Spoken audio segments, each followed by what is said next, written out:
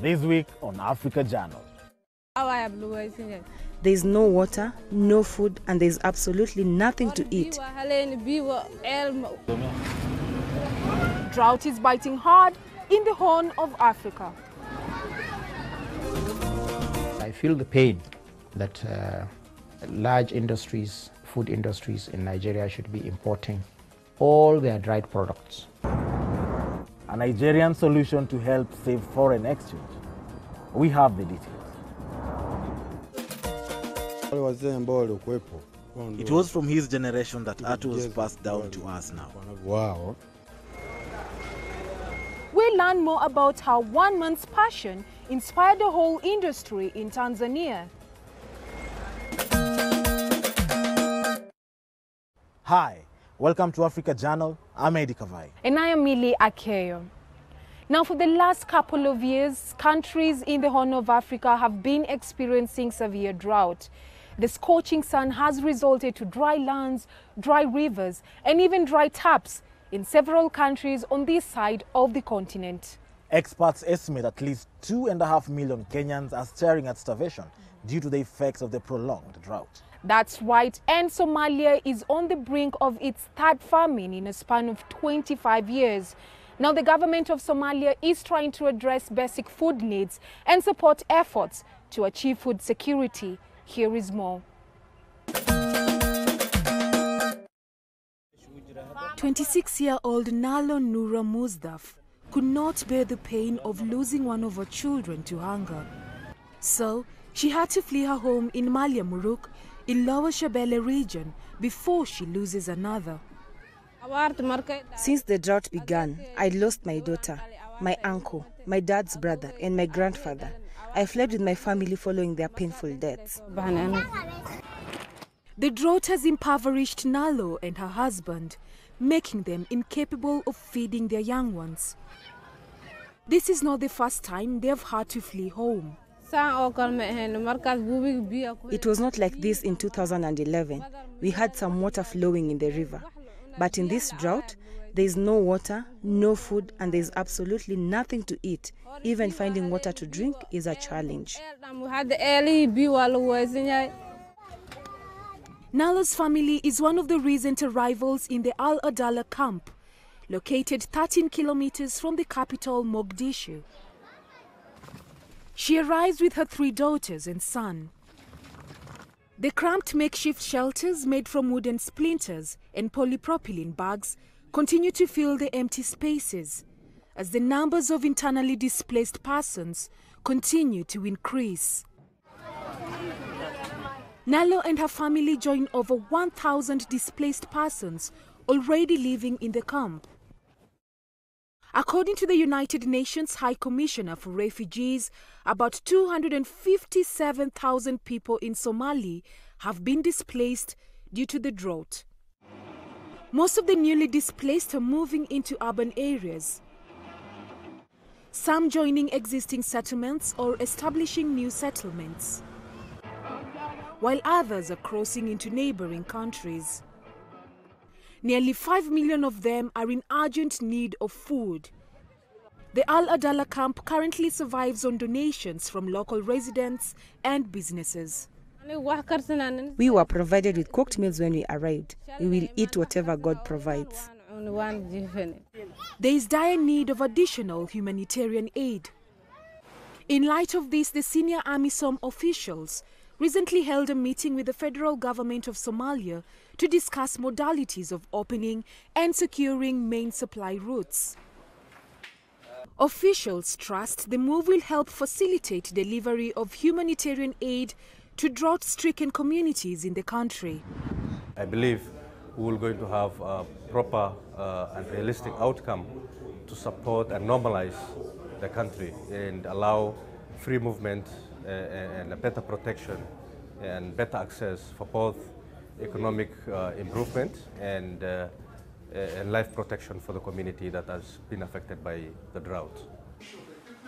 The closed-door meeting held in Mogadishu comes only days after AMISOM sector commanders concluded a similar meeting in Nairobi, Kenya, on clearing main supply routes.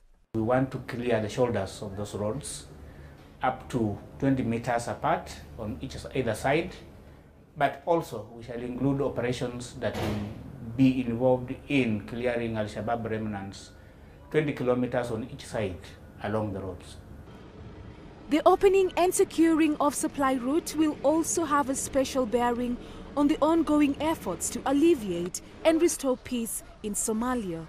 We will be stabilizing the country. We will be bit by bit taking up one supply route, taking another one, and taking another one. In the end, you'll see that Al-Shabaab will be left just with the bush.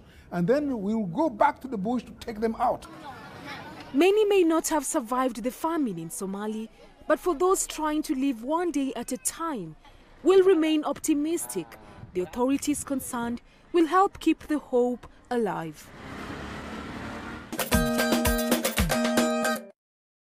While the Horn of Africa has been suffering from the prolonged dry spell, the West has been tackling another food problem: how to reduce post-harvest loss. That's right, and I know we've been highlighting tomato farming in Nigeria for the last couple of weeks now, but I would just like to put this into perspective one more time.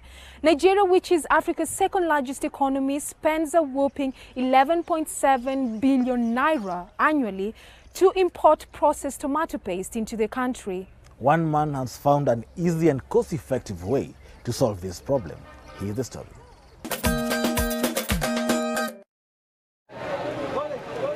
Tomatoes are a constant ingredient in various meals. Nigeria strives to satisfy its insatiable demand for 2.3 million metric tons of fresh tomatoes. The country produces 1.5 million metric tons per year, making it the 14th largest producer of tomatoes in the world and the first in sub-Saharan Africa, according to Pixara Global. This lucrative business opportunity reaps tremendous returns for farmers. However, despite the returns, Nigeria, like many African countries, suffers post-harvest losses. According to Pixara Global, tomato losses in Nigeria add up to 45% of the total harvest and ends up in the importation of $360 million worth of tomato paste. I also farm tomatoes, onions, vegetables generally. I know the losses that I incurred.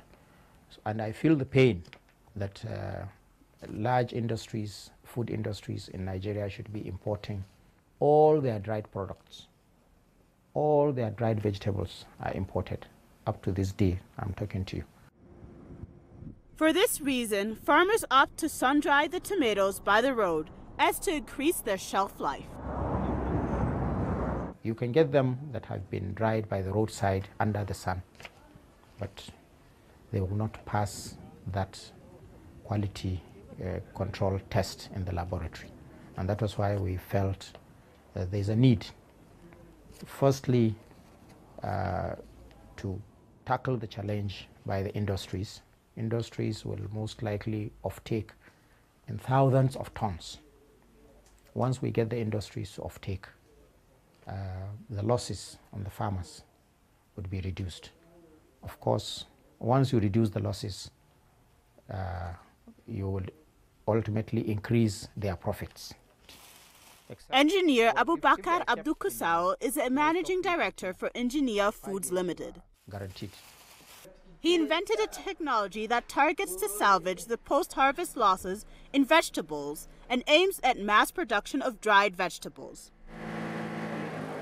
This is a prototype of our first design of it. Though we've been designed for people, but this is the first prototype of it. And it uses some set of instruments and components, sorry.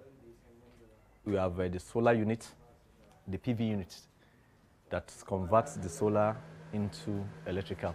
And the second is the thermal unit that extracts it from the sun in form of hot air and is injected into the dryer, which is uncirculated around to take excess moisture out of the fruit, whereby in the matter of some minutes and hours, with continuous flow of air and heat, the excess moisture stored in the product tends to reduce and go along the heat supplied.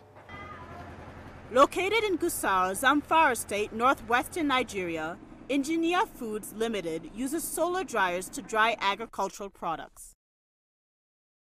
We have had tremendous successes. We've had excellent quality of drying, which has been testified by so many organizations that have visited us. So we dry tomatoes here, we dry onions, cabbage, carrots, green beans, name it, whatever it is. Mango is not yet in season, but as soon as it comes in season, we will start drying it. We are targeting elimination of post-harvest losses in vegetables, most especially tomatoes and onions. This technology, as he says, has a huge turnover in saving farm produce and increasing the shelf life, and certainly dries products in a more hygienic way without losing the contents. While the product is in the dryer, it doesn't lose its color, its taste, or smell. All these things are maintained, and it's just the moisture that is extracted out. It takes 24 hours to dry any agricultural product and then process it into various food ingredients. This is just 2 days. The locally manufactured solar-driven machines are one of a kind here in Nigeria, and the locals are embracing the technology already. Entrepreneurs have even started buying fresh vegetables.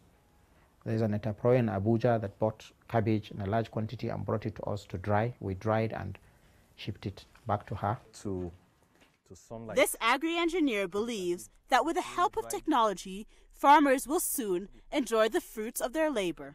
I use cottage industries, small entrepreneurs. African solutions to African problems. I love this continent and its bright minds. Well, Eddie, you seem pretty excited about this, and I'm about to share with you more bright minds after this short break. So stay tuned, don't move, we'll be back with this and more.